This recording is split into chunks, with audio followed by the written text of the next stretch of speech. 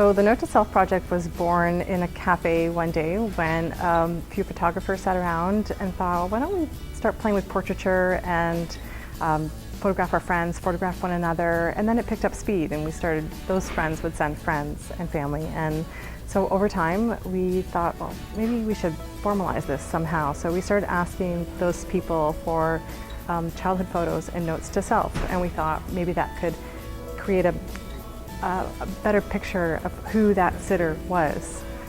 So then we went to our local photography club meeting and we pitched the idea to them and people were enthusiastic. So one day at a meeting I just blurted out, we're going to do 100 of these. We laughed and then and it stuck because the energy grew, and so here we are with 101 portraits, note to self, and childhood photos of local participants. What advice would you give to yourself as a kid?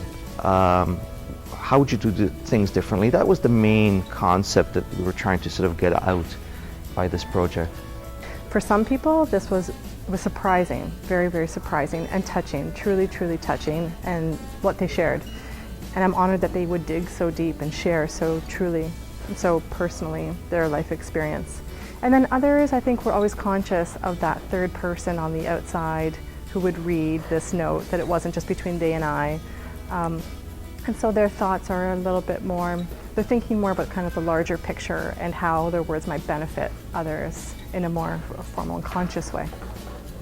I think at first it was the picture that I found of me in grade 8. That was the first I thought of writing to myself in grade 8, and because I thought that was a pivotal year for me.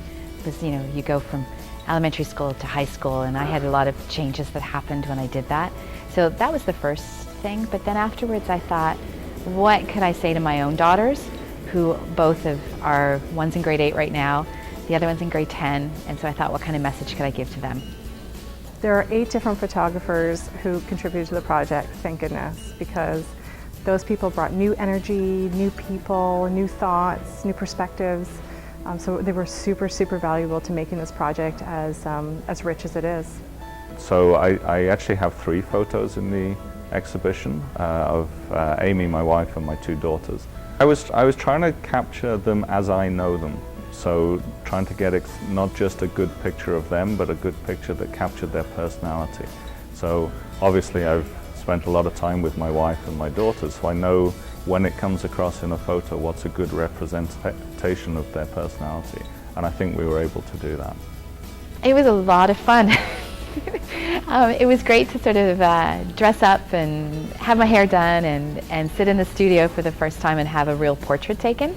And with Angela's guidance was great. She made us feel so at ease and knew the best way to capture me. Because, you know, as a woman, sometimes you look at your portrait and you think, oh, I don't want anybody to see that. But afterwards, I was like, wow, you know, both of them working together, I think did a really great job.